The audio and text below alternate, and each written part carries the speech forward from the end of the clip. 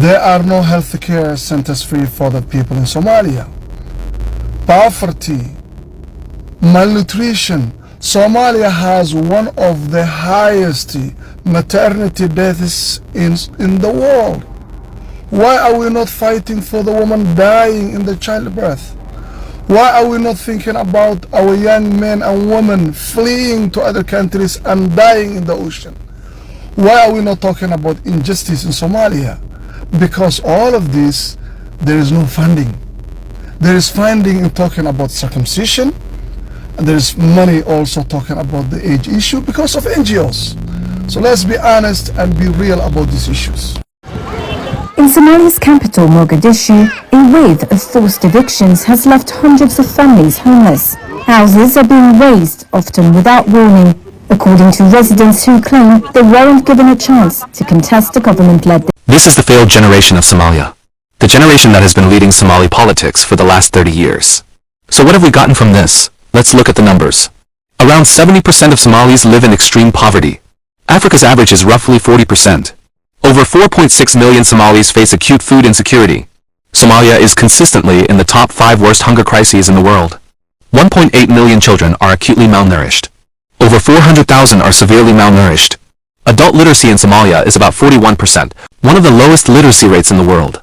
Africa's average is close to 70%. The global average is 84%. Over 60% of Somali youth are unemployed. And nearly 70% of the population is under 25. Somalia's life expectancy is 57 years. The global average is 73 years. 1 in 10 children die before the age of 5. That's around 100 deaths per 1,000 births. Globally, that number is about 37. Somalia has more than 3 million internally displaced people. And every single week, hundreds of young Somalis die in the Mediterranean Sea, trying to escape this system for a better life. And yet, we welcome these leaders as heroes. We clap for them. We defend them, even though their results are the worst in the world. So in the end, we can only blame ourselves. Because for them, the system works. Deportation is often described as a return home. But what happens when home no longer feels like home? For many Somalis, being deported doesn't mean going back. It means starting over in a place that barely knows them. This is the reality many face after removal. After spending most of their lives abroad, many deported Somalis step into a country they remember only in fragments. The streets have changed, the systems are different, and the support they expected often isn't there. So instead of relief, the first emotion is always confusion. Let's watch these clips and then I'll come back with more comments. Somalia is in the grip of another drought. Families with nothing left at home are fleeing to camps like this in the capital, Mogadishu. Many say hunger is only part of their struggle. They are also escaping fighting in their villages. Kadra Hussein Ibrahim is still mourning her 2-year-old son. She says he died 3 months ago because she couldn't get enough food for him. She once relied on aid agencies, but international funding cuts means she now gets nothing.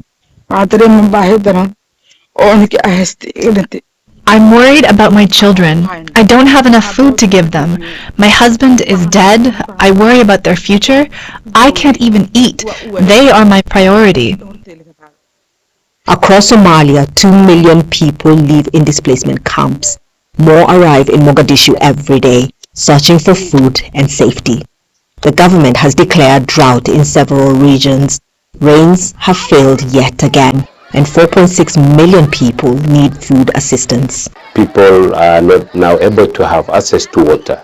The access to water is reducing. The health facilities that were mainly supported by international agencies, by partners, by government, now because of the significant reduction in the funding have closed, so we see more people displaced. I mean, the figures show that almost 1.85 million children are now at risk of malnutrition.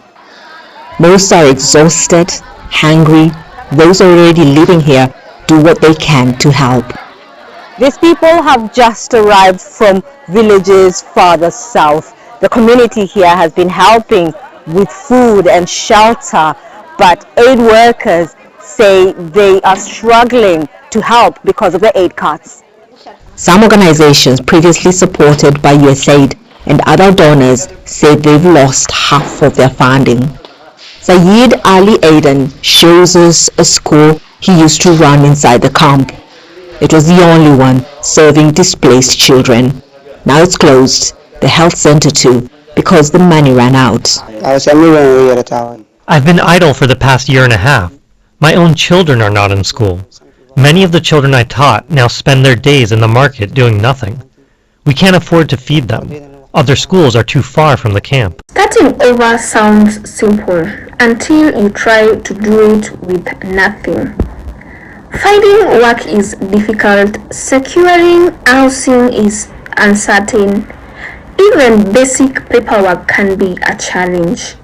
Previous education and experience rarely translate, and without connections, opportunities are limited. For many deportees, stability feels just out of reach, no matter how hard they try. There is also a social cost. Many deportees are immediately noticeable. Their accents, their behavior, their expectations. Some are even treated with caution. Others are quietly excluded. They are told they are back home, yet reminded daily that they don't quite belong. Ahmed Courier may well become one of them.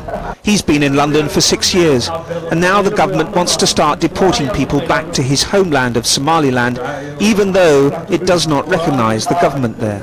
But if Denmark can do it, then so can Britain, and so Ahmed may mark the beginnings of a common policy. If the British government send us to Somaliland, we will meet a lot of problems economically, politically and socially. Without long-term security, many deportees focus on short-term survival. Temporary work, we have shared housing, constant adjustment, and some manage to rebuild slowly. Others remain stuck, moving from one uncertain situation to the next. Progress is possible, but rarely straightforward. The hardest isn't always visible. It is the stress of uncertainty, the loss of a routine, the pressure to adapt quickly. For people who grew up elsewhere, identity becomes complicated. They are no longer who they were abroad, but not fully part of where they are now. This in-between space is where many remain.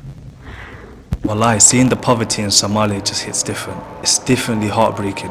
When you come from the UK or from the West, you don't see Somali people on the streets. Come here and you see women that look just like your hoyo on the streets, homeless, begging, with nothing, with 3 kids around her waist. You see elderly women that look just like your ayeyo in the same situation. It really is so heartbreaking, eye-opening and humbling. And it makes you realize how lucky you are. Somalia is one of the poorest countries in the world at this time. Most of the families in Somalia will not be able to afford their children's education. That means 3 million of these children that you're seeing here will never be able to escape this endless cycle of poverty. Help us change the future of these children. This is Somalia, where trees are cut down and shipped away. Whole forests disappear every year, and deforestation takes the rain away. This is also Somalia, where people pray for rain that never comes, because the trees that brought it are gone. And this is also Somalia, when the rain finally comes. Floods everything, because without trees the land can't hold the water. The roots are gone, the soil turns hard, and the rain just runs away, causing millions in damages. Somalia has over 637,000 square kilometers of land. Less than 10% still has trees. And less than 20% of Somalia's pre-1990 forest remains. Over 70% of the country is agricultural land, but less than 10% is actually farmed. Famines will never end as long as we keep cutting trees and leave fertile land empty. Somalia could plant millions of trees, trees that bring back the rain and protect the land when it comes. It's an economic loop we keep repeating. The solutions are simple, but I'm sure we have more important things to worry about. Deportation is often discussed in terms of borders and rules, but the real impact is quieter.